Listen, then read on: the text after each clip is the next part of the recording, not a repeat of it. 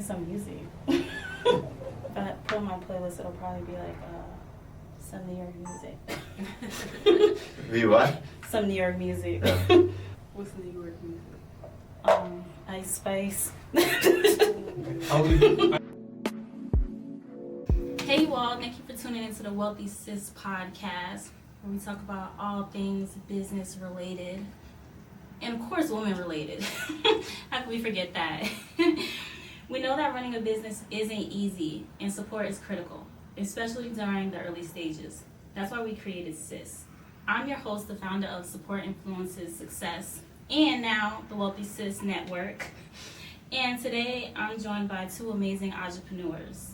We have Derek Vickers and we have Juliana. I'll give you both a second to introduce yourself and tell everybody a little bit about yourself. What brings you here today? Sure.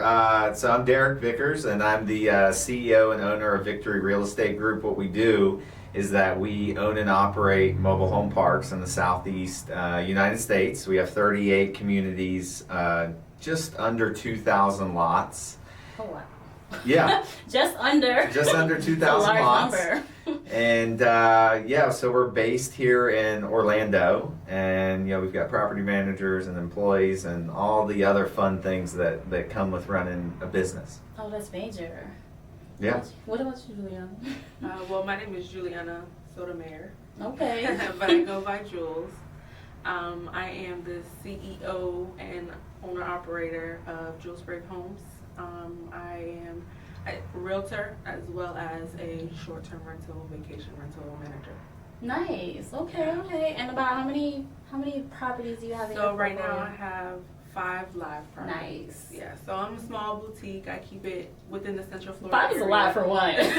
5 is a lot. We got a lot of listeners tuning in over there trying to get number 1. But that's what that's why I brought you both in here today, because you both are killing it in your industries.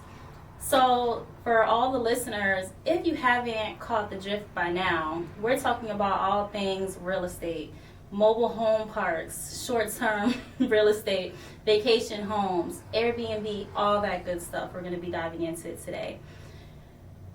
As you know, any type of investing requires you as the investor to understand the risk versus the returns, and real estate is no different. So let's explore this a little bit further today with our guests.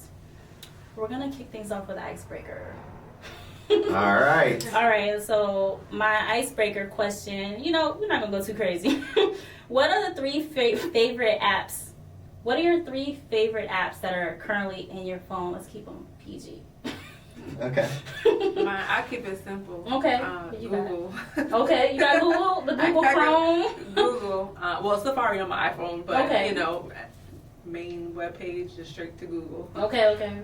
And then, of course, to make my life so simple, I have softwares that I use in my business. Okay, so when you talk, give me 2. You shout them out. I'll shout them out. I use OwnerRez. Okay, what's that? Property management software. Nice. Specifically used in vacation rentals, short-term rentals.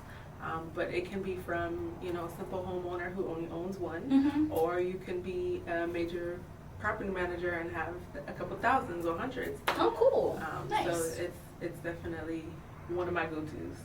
And then another one would be the weather app. Weather app's You cannot good. forget that. Yeah.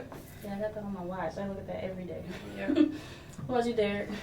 Yeah, so I was looking through my phone here, and there's a few. MyFitnessPal. Okay, I have that one. I know. I'm crazy with that kind of stuff. So that's one of my things. So funny. Here's my weird one: the Oxford Dictionary, because if I don't understand a word or something, I just look it up, and Yeah, I like I've that. gotten Go sort of straight. obsessive about that. Yeah, that's been my Google. But I love that you Yeah. go straight to the dictionary, because we Yeah. all Google the word, Yeah. and it brings us, the first one is the dictionary. Yeah, so that's kind of the weird one, and then I've got my little social networking icon here. It has Okay. all the social networks in there, because I don't think one of them is more important than the other. So I would say all of them. Okay, So I you like have that. the files. Yeah. I got the file with It's all organized. 7 of them in there. Yeah. Okay. I'm gonna drop my 3. Which are good. I have Stripe. I love Stripe. That's where I get paid. So every time I get a notification when I have money coming in. Gosh, Target, because I order my groceries and I just go pick them up because I have 4 kids, so like convenience is everything. Oh yeah. And then I guess I'll say Squarespace, oddly, but like I edit my website so much and I really pride myself in keeping it up to date, making sure I'm adding new blog posts on there, updating, new podcast episodes, and doing it from my phone makes it so convenient because I could be in the bed doing an update, So those are my top 3. I guess they're productivity based. Yeah. Yeah, you and my wife would get along because of the Target app. Yeah. She'll probably text me before we get off here and like, hey, can you pick me up something? Okay, it's fine. I had to turn my notifications off for them because they will, hey, come shop. That's how they get I probably have one coming in shortly because they hear me talking about them. You know how it goes. I know you ladies in Target now. That's like Actually, a whole different game. I'm not a Target girl. No? Really? That's real. I'm not even gonna lie, I like it, but I like the experience. It's quiet. yeah. It's normally quiet.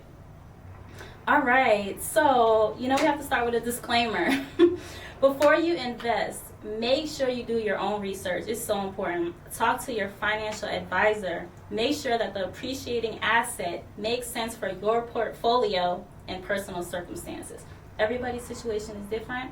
We are here to simply expose you to new opportunities, introduce you to new markets that you probably haven't thought about before. So let's kick things off. The first topic we're going to talk about is, we're going to jump straight into what is real estate? What is investing in real estate for those listeners, that is still trying to figure it out, right? Our goal is to help you explore ways to diversify your investment portfolio. Today we are going to explore some of the many ways to get into real estate investing, particularly in Florida. Let's start with the mobile home parks. Owning and managing a mobile home park is a unique commercial real estate investment opportunity. And I'm saying it's unique because I listened to this one podcast called Bigger Pockets, and they really dive deep into it. And I've been doing my research, and I was like, wow, it's like so much. Like, I didn't think about all the different components of mobile home park investing until I started researching it. You may not have thought to invest in mobile homes before, but it could be a profitable investment for you in 2023. According to Apartment List, 17.7 million Americans, which is roughly about 5.6% of the population, currently lives in a mobile home or trailer. Now, y'all, don't judge me. Derek, when we first met, I feel like it was not long ago, probably 9 years ago or something like that. Something like that. Yeah, I don't know. It was by fast. I'm like, okay, probably 2015, and here we are in 2023, yeah. So probably 8-9 years ago, something like that. So, at that time, when we first started working together, I had just got here from California, and I was like, okay, I knew my budget to buy a home, but I wasn't able to find anything in my budget. So I was like, well, I'm not going to sacrifice. I'm going to wait till I can find a property. So at the time, I was trying to find somewhere to live, but I hadn't built any credit. I had never built credit. And Florida has these crazy, you can't rent anywhere if you don't have good credit, right? Mm-hmm. So I was still trying to build it up, so I could not find anywhere to rent. But my mom was like, it's a mobile home park down the street. Why don't you see? She said, they don't really ask for too much. They just want to make sure you have a job and you can pay. I was like, man, Mom, come on. But honestly, I probably lived there for about 6 months. I lived there. I was probably paying $200 a week. So it enabled me to save up money and also be able to find somewhere to live in that weird situation where I wasn't able to currently get an apartment right away. And I stayed there for some months until I bought my condo in Kissimmee. So I get the mobile home parts, and now being able to see it from a different perspective is so dope. Yeah. So I just wanted to kind of share my story because I feel it's something that a lot of us don't think about. And now, like you said earlier, in exposing people to it, they'll probably start to when you drive past it, you'll notice it now, and start to see it as more than just a mobile home park, but maybe somewhere that you could stay to save up to potentially get your dream home, or maybe it's an investment opportunity for you. Yeah. But let's explore more today. So Derek, how did you decide to get into Well, first off, real estate as a whole, because you said you've been in it for some time. What year did you get into it? So I actually got into real estate in 2020. So not actually that long. I was in the insurance business for 9 years, almost 10 years, and I had built that business. And then we had, COVID happened in March, and then we couldn't sell insurance to businesses anymore. So I was like, okay, I got to get, I always wanted to get into real estate. And when I was looking for properties, I was still in the insurance business at this time.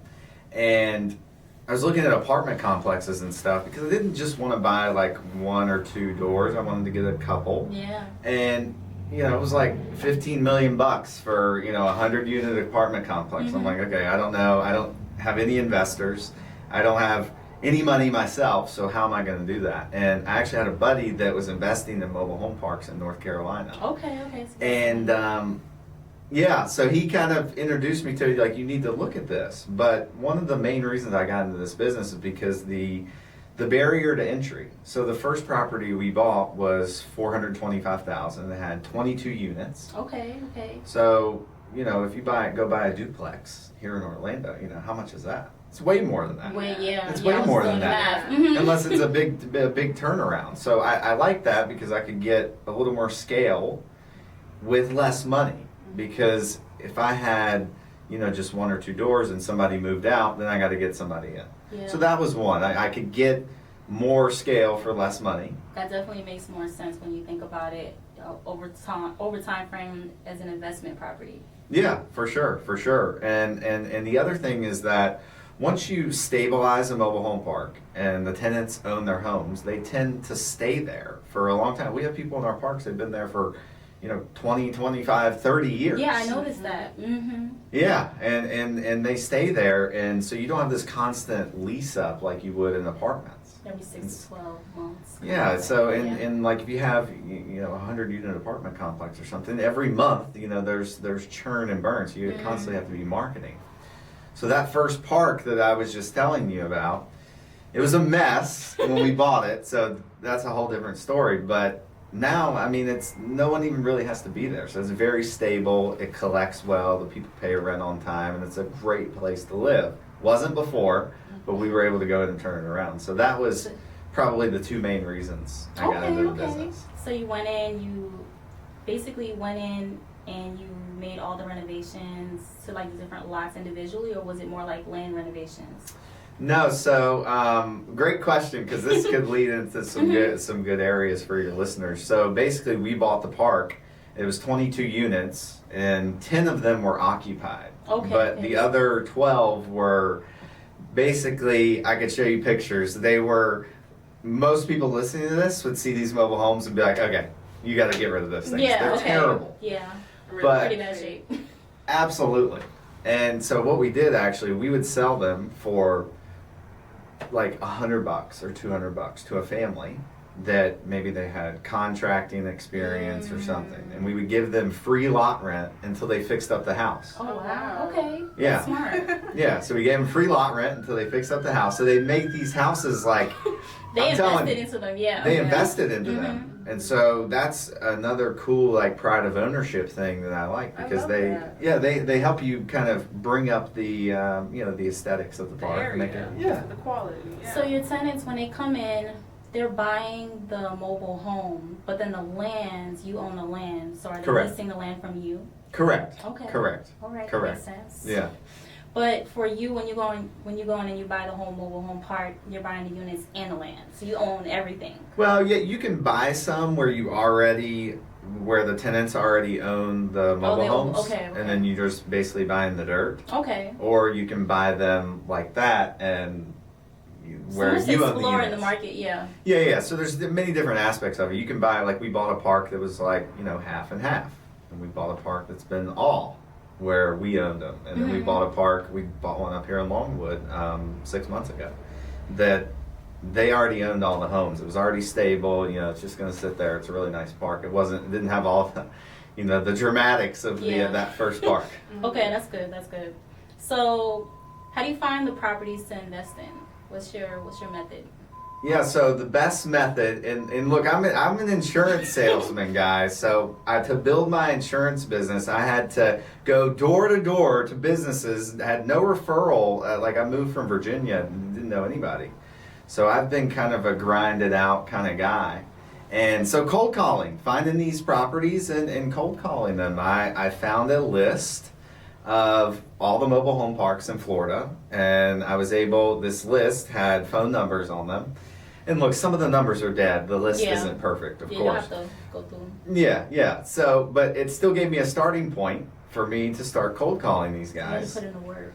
Yeah, you got to put in a little work. You got to put in the work. You know, you got to put effort out, and stuff will start to come to you. So cold calling, and just like when we were outside here, I said, hey, I'd love to own this park right across the street and I didn't here. even notice it was there. So I'll probably call them tomorrow. Yeah, and see if see if they have any interest in selling. So that's one way. Why not, right? Why not? Why not make the call? Why not? Yeah. Yeah. I'm for that. So, are you looking at comps, like when you're calling, or are you first just trying to see if if they're interested in selling? Well, so yeah, that's a good question, because depending on the market, like once you're in the market, you kind of figure out how it goes, and what parks have sold for in the area. But so I definitely look at the comps for sure, but also looking at it from the perspective, not necessarily how the owner's running it, because typically it's a mom and pop owner. They've owned it for 20 or 30 years. They have no debt on the property, so they're collecting all cash. So they don't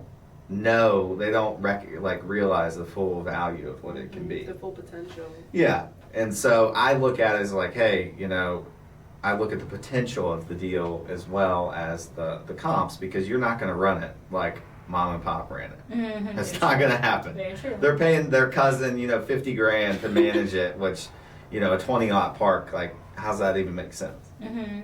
Okay. Yeah. So, when we're talking about, like, you have the units, and when you're buying a lot, it has multiple units on it, right? That first investment that you made, but how long did it take you to recoup your investment? Yeah, so the very first park that we bought, I told you about, so that deal was like a funny deal. And this is something for you guys, like what I talked about earlier, putting in the effort and things just kind of start to happen. Mm-hmm. So I was cold calling properties, I was driving properties, I was talking to brokers, looking at deals, all this stuff. And then I had a guy that I had been kind of chatting with. He called me one day and was like, hey, my operating partner backed out on this deal. Do you want in? And I'm like, absolutely. Yeah. And so I got into that deal with no money. I didn't put any money in that deal, in the first deal. So you don't need money to get started, by the way. So about your network. Yeah, networking, and once putting in the work. Putting in the work, you stir up stuff in the universe and things happen, right? And so I got into that deal with no money, and basically that was a turnaround project, so we didn't make any money for like 8 months, and then we refinanced it and did really well. We bought it for $400,000. Okay. Refinanced it for $1.7 million in 10 months. Wow. So okay. And I had 25% of the deal. I got 25% of the deal just for running the deal. It's a great. It's pretty. Y'all listening? Yeah. He's dropping some major gems for y'all on just like, I know that was a while ago, right? But it just shows like what opportunity is there when it comes to like once you open a door. Yeah. Once you open up the door and you do start to learn the industry, put in the work, and make that first investment, you never really know what can happen. Yeah, and I think it has something to do with like commitment too, because I was like, all right, I'm getting in this industry. I don't care. I'm just going to start doing what I know how to do. I'm going to start calling. Yeah. And like I think there's something like when you truly commit to something, stuff kind of starts to... Yeah, everything kind of just starts to fall into place. Yeah, it starts to fall into place. Yeah, you start to attract, I feel like that... It's a funnel. It is. It goes down and it gets... Sorry, You're not wrong. You're not wrong about that. But I've learned that, just put effort into what you're doing, and you'll start to get results. It's pretty simple. So, with investment, there's always these ups and downs and these crazy moments. And, you both are in real estate, and, I've seen a lot just being a tenant and, being a homeowner myself, but not managing multiple properties. So I'm curious, what was like one of the craziest moments that you've experienced in real estate so far? want to share? I'll go ahead. Yeah. I mean, I've dibbled and dabbled in all things like investments. I feel like I'm sure there's a lot more like mobile home parks that I haven't touched. But the craziest one I would say was more recently. I'm not gonna throw any names out there. Okay, I won't throw no names, but recently I helped my client buy, because I'm also a licensed real estate agent. So I helped my investor client who I previously worked with before. I helped him buy a property that he wanted to use for short-term rental. Okay. So he wanted to put it on Airbnb, RBO. And the property was this condo. You know, I'm not gonna say the location, but it's this condo. Everything was brand new. Nice. Brand new. Like, you know, the flooring was brand new, the appliances were brand new.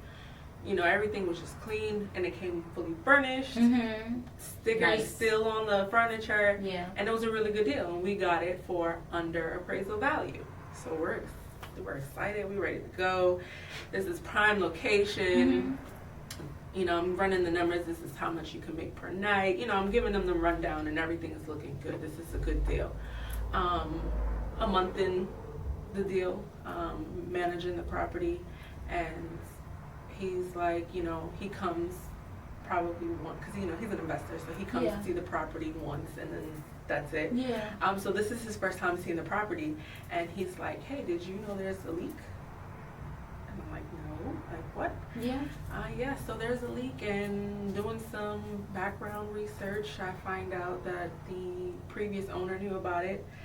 The people upstairs flooded with the fire sprinkler alarm, flooded the unit. They had, the whole thing was down to studs because of the water damage. Wow. In this unit that I manage. Yeah. So everything was brand new. So it looked brand new because it was brand new. So it was a makeup job. Yes, because of this issue that And you already closed on it? we already closed on it. Oh, Already yeah. closed And that's on why it. it was for It's under in. market and all that. Yeah, Now of everything course. makes sense. Now it's making sense. Yeah, Now of we course. know why the seller wanted to sell fast. Yeah. Now Mhm. it's just all pieces to the puzzle is coming together. But it looked really good.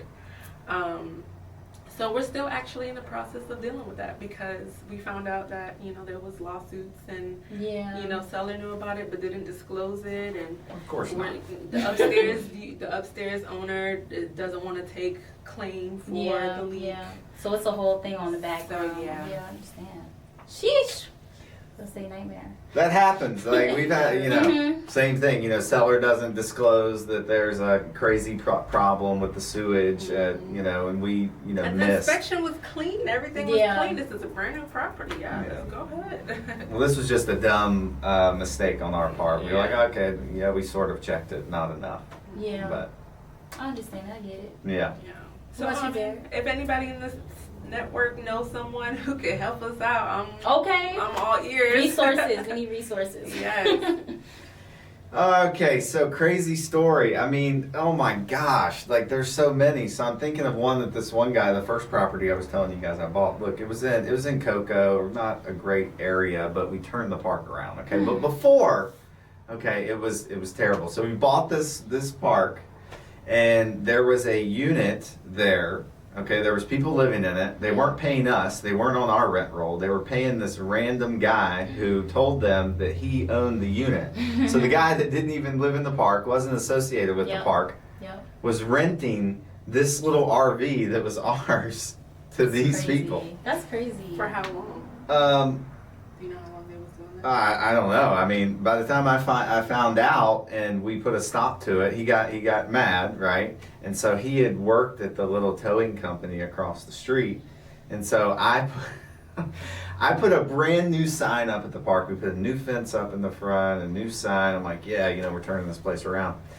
And I get a text from one of the residents that said, hey, this guy ran over your sign. Oh my. With the tow truck. He said he was drunk over the weekend, disgruntled, and ran over the sign. Wow. Okay, and then it gets better. So I sent our maintenance crew over, and they fixed it. And then I don't know, it was a few days later. Next morning, I get a picture again. The guy was drunk again the next weekend and ran over the sign again. You know, $4,000 sign or whatever it was. That's crazy. Yeah, and Does your insurance cover that? No, we had to pay for it. But actually, the sign, it was a little scratched, and we had to put new vinyl on it. Okay, It was damage control. a little damage control, but yeah. That's And wild. the story gets, the story gets a little wilder with this guy, but we can leave it at that. Okay. Yeah. We'll spare him the details. Wow, those are some very interesting stories. I have some crazy ones, but I'll save those for another day. So so I would love to segue a little bit more into like the passive income and short-term rentals. You rocking with me? Yeah. Yeah. Do you need a second? No, Everybody good? I'm good. I'm good. All right, cool. All right, so passive income can be a great way to supplement your current income and also to help you create financial streams, helping you to secure your retirement years. One of the most popular ways to generate real estate passive income is through rental properties. So we're going to start with you, Juliana. Okay. Jules? Jules. We'll go with Jules. What made you decide to get into the vacation rental industry, more specifically? Because I checked out your website and I was looking at all your like vacation properties and I was very impressed. Thank you. Super impressed. It kind of fell into my lap. Okay. I moved out here in 2013. Went to school for criminal justice. I always see myself as being an investigator, like CSI. That's that's what excites me, the putting pieces to the puzzle. And I always told myself real estate was something that I would do when I retire. Yeah. And I mean, it kind of fell into my lap. I was working security because I figured that's a stepping stone to the career I wanted. Okay. I'm doing security at a hotel, at a resort. And, they have numbers that they need to keep up. So front desk was kind of desperate. Like, hey, we need to figure out how we can book these nights. Mm-hmm. So I've watched a couple YouTube videos. I heard about Airbnb. So I'm like, put it on Airbnb. And then he was like, well, I don't want to get in trouble. I don't know if that's legal. So I'm like, I'll do it. Yeah. But I'm keeping the profits. And he was like, it books my nights. I don't care. Do it. I did it. And it made good money. Nice. And I was like, wow. And not only that, but just the conversation and figuring out what people are traveling to Florida for and all the different reasons. And it was like, wow, because I love to travel. Mm-hmm. So hearing other people's experiences, it was kind of like, it was cool, it was fun. And then that turned into rental arbitrage, where I rented out a property for the sole purpose of doing short-term rental. So you've done that process? Yes. Woo, how is that? It's a lot. It's a lot. And, I mean, it's a lot, but I love it.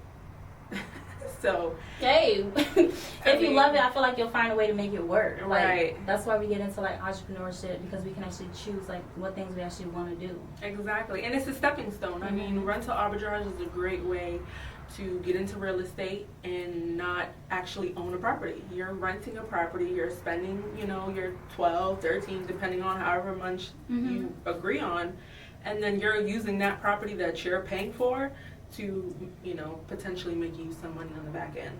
So it's awesome. It's like, why not? I mean, why not? Of course, eventually the big goal is for you to own, but it's a stepping stone. Just like you went to your mobile home, and before you own your condo, it's just a stepping stone. Don't knock it till you try it. No, I'm here for it. So how many I would say how many properties have you done that process with? I did that once. Okay. And that was right around COVID time. Okay. So around the same time, I was doing that, and everything shut down. Airbnb was like, nope. So yeah, the money I made within the first 5 months paid 12 months. So nice. I literally broke even. And even though I broke even, it was like I learned so much. So I didn't really lose anything, and I didn't lose no money. You gained experience. I gained experience, and so I took that and I got my real estate license. I was at a 9-to-5 that I absolutely hated. We know about those. Oh yeah, I know about those. And it was one of those situations where this is my career, and I couldn't do it. And it was like I always said, it was my boyfriend at the time was like, I can't see you waking up while I'm in the bed with our kids and you having to go to work. He was like, I can't see you do that. Yeah. And at the time I was like, what? You're crazy. I love what I do. And then just he thinking. said, no, we have to change this up a little bit. Yeah, so thinking, and then now I'm like, okay, I agree. So now it's just, that's what I do. I love it. That's so dope. All right, so can you walk me through co-hosting, like the experience, right? So if I'm a homeowner, and I'm looking to work with yourself, what does that process look like? So with that process, I mean, it depends what your goals are. So I have consultations where, you reach out to me. Yes, I'm a realtor as well as a property manager. So with real estate in general, there's so many avenues. So I want to make some extra money because, my daughter's going to daycare now, and now I have to spend an extra like $500 a month. So I'm like, I have this property just sitting here. Mm-hmm. Can you help me make some extra money with it? Yeah, so first things first is, we want to make sure it's legally able to be a short-term Okay, rental. so you want to see all my paperwork and stuff? Well, yes, definitely. Yeah, I'm already doing the background check. Okay, so you've already done your homework. Yeah, I already done my homework with you. I'm making sure you're actually the owner because there are situations where people scam. Yes. So I want to make sure you're legit.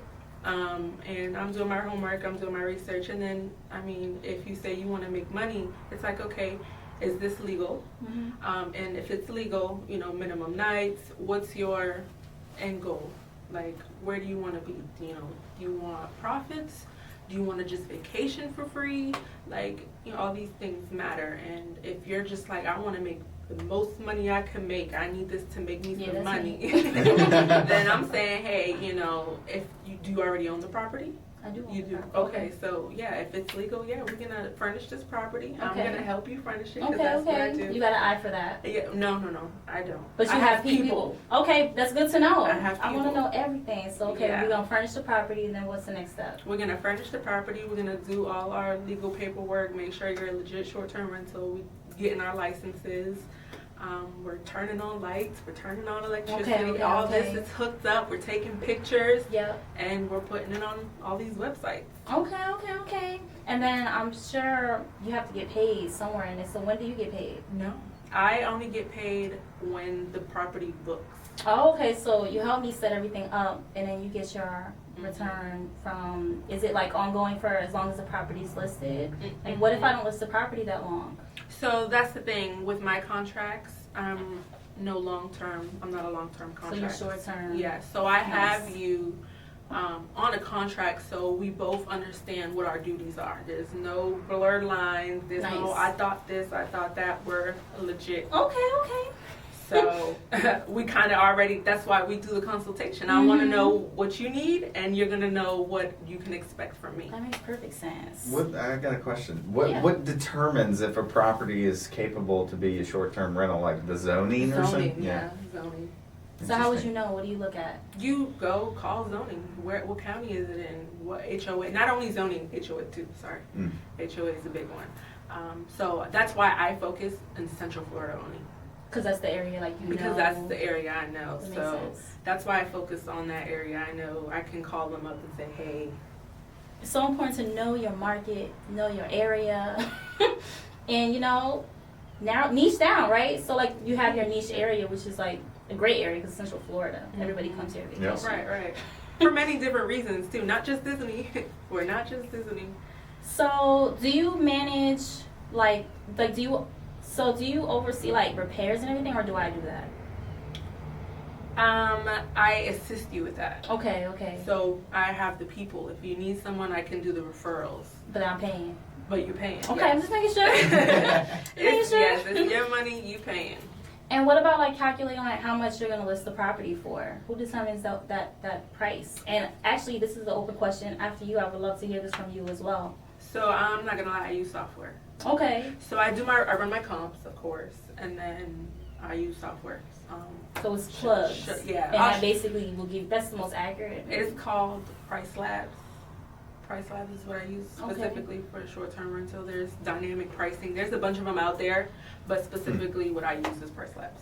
Okay, nice. Yeah. What about you, Derek? Well, if we're infilling a property and we've got a bunch of vacancies, we really we don't use anything fancy. We've used Facebook Marketplace to see what the market is. We've used, we've done basically calling all the other parks in the area and figuring out what people are paying there. But Facebook Marketplace is Market research. Yeah, Facebook Marketplace is hands down the best place. I've been hearing that a lot. Yeah. I have been hearing that a lot. A lot of people list their homes on there as well. I Yeah. know a lot of homes sell through Facebook, and realtors do really good on Facebook. I sold one on For Facebook. sure. All right, so I know you're a realtor, and I think we kind of answered this earlier, but so if I do want to work with you, I mean, I'm very interested in everything that you're saying that your company offers, but I don't have a home yet.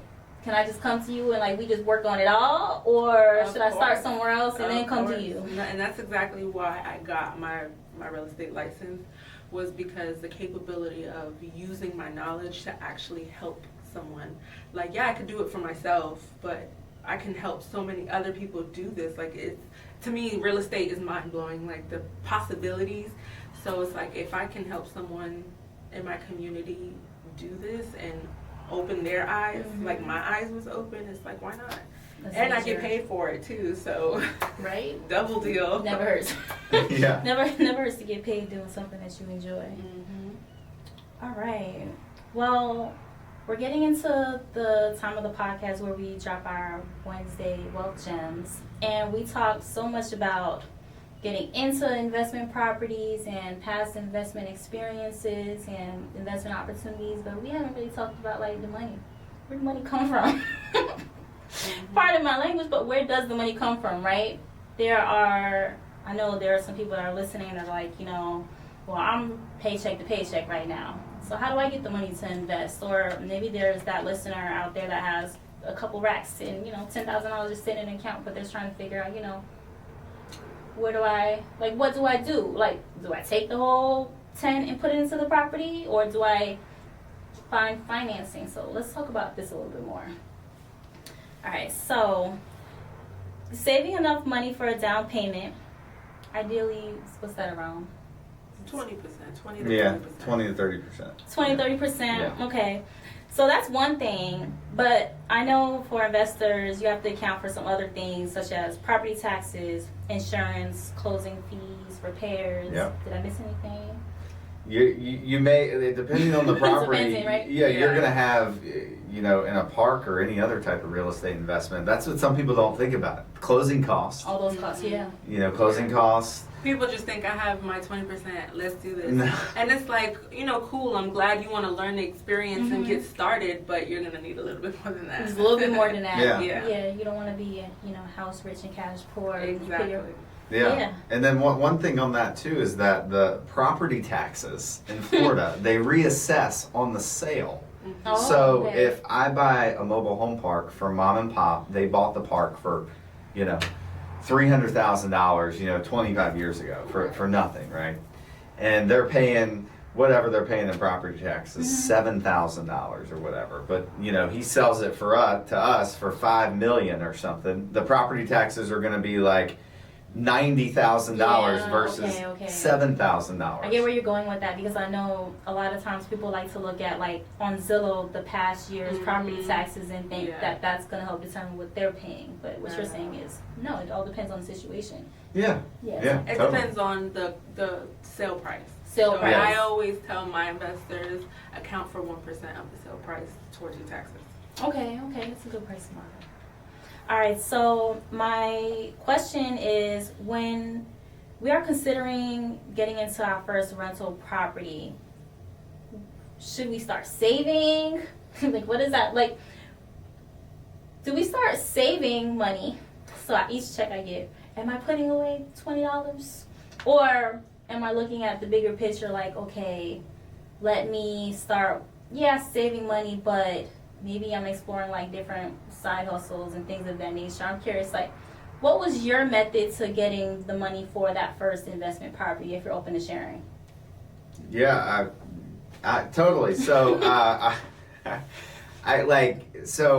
I would say this is what I would do if I was starting over, and I don't have any money. I would start networking and getting around the people that have that money. Go to the local real estate club, start posting stuff on social media, start getting into groups like your group of other people around other people that want to do things. Yep. And no matter if you have any money or not, use that money to buy a $500 ticket to a conference that's going to get you in front of people. Because there's so many people out there that, somebody owns a business and they've got the money. They don't have the time to look for a deal, operate a deal. True. So like money is just one aspect of the deal. So the guys that have money, they don't want to do the day-to-day operations of the deal, right? Sense. Your investors, perfect example, right? Those guys don't want to do the heavy lifting. So if you don't have any money, that doesn't mean anything. You do have something. If you're willing to roll your sleeves up and do the work, I mean, that's something. Because if I have money and then you have a good deal, you're like, hey, Derek, I found this great deal. I'll do all the work. You just put up the money for it. Yeah, people will do that. That's so important, and I guess that kind of goes back to, just being a person of also value. I feel like in like the different rooms that you're also stepping into, so like knowing, okay, what do I bring to the table? What's my area of expertise? So that when you're going into like those rooms and you're like, you have this idea of, okay, well, I want to meet somebody that's a real estate investor because I can go out and I can find deals, you know what I'm saying? And maybe we can work out some type of partnership, but it just starts with, I feel like, having that faith in your own capability, right? Yeah. And that may, like I had zero confidence when I got into the insurance business and stuff. Okay. And did, I did tons of personal development. And like, so I would say if you're like scraping by, I would like buy a book and read a book and get smarter educate yourself and gain more skills. And then you'll have the confidence to go out and talk to people, and then you can start making those connections, learning about real estate. That I would say, because the two, and just to repeat what I said before, the most valuable things in real estate are finding the deals and operating the deals. Finding the money is important, but those two other things, in my opinion, they trump that. So if you can find good deals and you're willing to roll your sleeves up, you can make stuff happen with literally no money. Very solid, very solid. Yeah. I agree. I completely agree. I do say it just depends on where you're at. Yeah. I mean, everybody's, history, everybody's trauma or whatever. Everybody's in a different situation. Very true. So networking is absolutely 100%. Like, your network is your net worth. Yeah, something like I think something like that. Yeah. So that's it. So I'm curious as to like different ways of like funding property now. I've heard people talk about using business credit to buy investment properties. I've heard of people using FHA and conventional. Like, what's legal? Like, what resources can people legally utilize to get into real estate investing? Well, and to be legal, FHA is only for primary use. Okay, so that's off the table for unless you investment. already own the property and you bought it already, but you would have to stay there for, I believe it's 2 years. Okay. And then you can switch out to it, and then you can kind of recycle and reuse. So you're like FHA. refinancing under conventional? Yes. Yeah? Yeah, so you're buying a new FHA in 3 years, I believe it is. I'm sure somebody will fact check me, but We got you. You stay in the property for 3 years, and then you can buy another FHA property and move into that one, and then make that first one an investment property. Okay. Interesting. Yeah, I mean, there's many different ways you can do it. Creative financing and seller financing. That's one of the reasons I didn't mention in mobile home parks is you can get into deals with where the owner, who doesn't have any debt on the property, he wants to still receive the cash flow, but he doesn't want to deal with the crap anymore. So he'll actually basically become the bank and do seller financing for you. And then you can creatively work that deal however you want. Because if you look at a deal and you're like, oh, okay, I don't have whatever to put down. You can also, banks want to lend money. Okay, if the deal is good, the bank will lend money. Has to make sense. Okay, it totally has to make sense, and they'll do it. But you can also go through the bank and get the seller to hold seller financing for the down payment. Okay, wow. That's new. Yeah, so like if the property, let's say it's $1 million property, the bank wants you to put $300,000 down, $250,000, whatever it is. You can get the seller. The bank's going to want you to put a little bit in, but it doesn't have to be a lot. But you can get the seller to hold a second on that, to where he holds the note for the down payment. Okay, so in other words, like you're not able, Yeah. you don't have to bring the full percentage. You're able to come down with a little bit less, but you're still being able to be brought into the deal. Correct. Yeah. Correct. Oh, wow. Yeah, And then if you find a good mobile home park deal, just call me and I'm okay. Let's go. All right. Yeah. We're making the connections here. So much. So it's like this is a very powerful room between the two of you. So awesome. So, is there anything that you want to leave everybody with? You know, first-time investors, those that are interested in investing, what would be like your free game for them? Mine would be just to start somewhere, anywhere, even if it's, you know, doing the rental arbitrage, even if it's making those phone calls, even if it's just showing up in the room, surrounding yourself with people who have done it, people who know what they're doing, and just learning. Just Get do your it. foot in the door. Yeah, just get your foot in the door. Just start somewhere. I'm with that. Yeah, and I would just say, you know, sort of echo that. I mean, just take the actions. Like most people, like, look, I've been guilty of this too. So I'm not just saying. You know the actions that you have to take on a daily basis. And to start in real estate, all you need a list. You need some confidence to pick up the phone and call. It's not even confidence, just kind of a little courage. A little bit of confidence. I hate calling. I do too. I do too. And I'm on the other side of this because I know my strengths and I know my weaknesses, and that is one of my weaknesses. Yeah. I do not. I tried it. I know a lady with a call center company. Well, let me ask you this: if you knew this call, let's just say you were going to make 100 calls, and you knew one of them you were going to make $1 million off that call. I'll make those calls. You make those calls, I right? would. Yeah. So, but When you put I it into tried it, perspective. and Yeah. the anxiety that I've gotten and yelled at, that's something I can't do that. I'm sorry. So when you do that, and you got it secured, then I help you. Okay. That's when I come in. That's when she comes in. That's when I come in and say, okay, whether it's you, hey, can you help me write these contracts up? Of course, yes. What do we, negotiate, and what are we talking? What's the numbers? What do you want to look like? And or it says, hey, I already bought the property. I already have this property.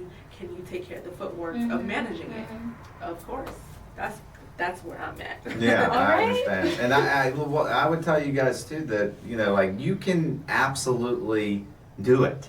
Yeah. Like I moved to Florida with $300 in my pocket and lots of problems that I won't get into True testimony. that I had to get through.